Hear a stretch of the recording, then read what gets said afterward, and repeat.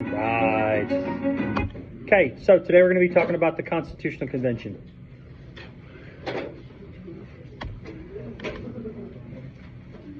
All right, so yesterday we had discussed the Articles of Confederation and how pretty much it leads to things like Shays Rebellion. Anybody remember what Shays Rebellion's about?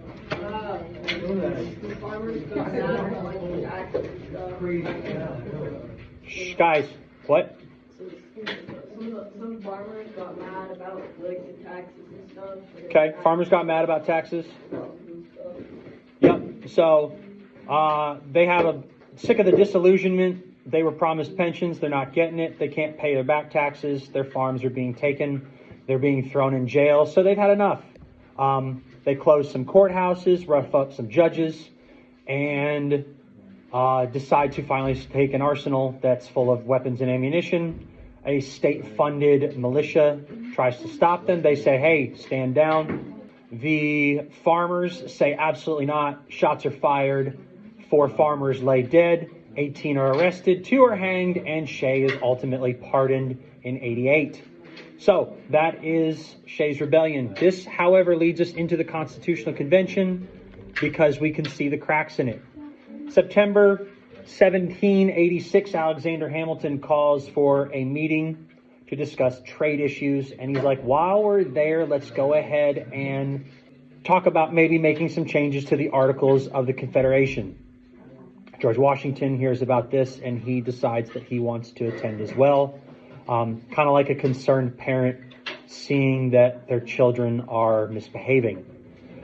55 delegates attend. Over 70 were actually invited, and you have a bunch of people from all different walks of life. We've already gone over this, so this is kind of a recap. 3 are under the age of 30. 2 are not 2. Benjamin Franklin is over 80, and less than half of them are actually college graduates, have any sort of college degree. I think this is where we were. Native Americans, African Americans, and women were not present during this meeting.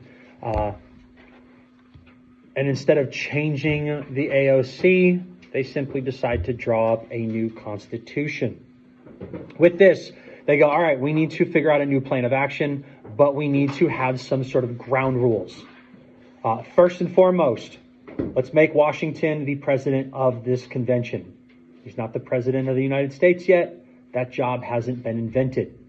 But he does become the president of the convention.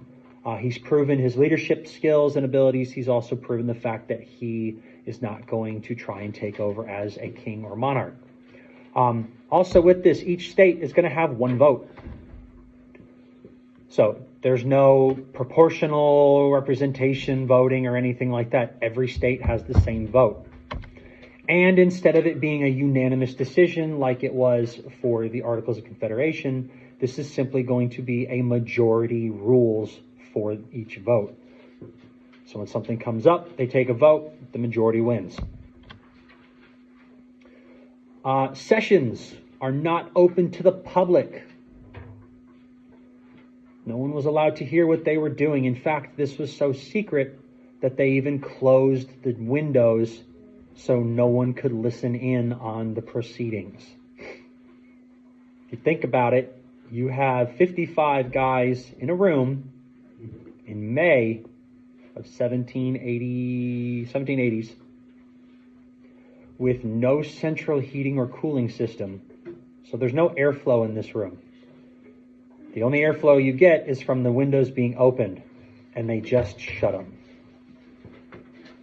You got a bunch of dudes who are wearing wool coats and the dress of the day, and there's no antiperspirant, deodorant, or degree for men. The room probably stunk to some degree. Just saying, it's probably gross.